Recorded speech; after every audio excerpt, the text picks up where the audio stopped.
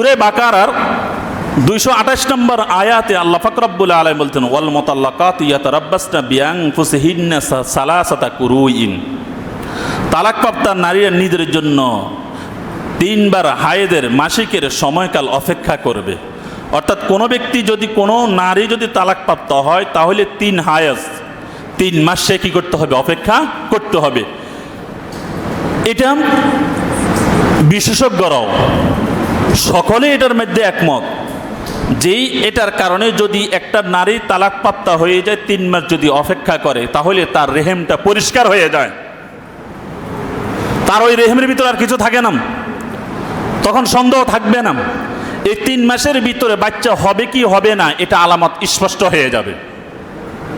কথা বুঝে আসছি? এই কারণে 3 মাসের পর্যন্ত অপেক্ষা করতে হবে।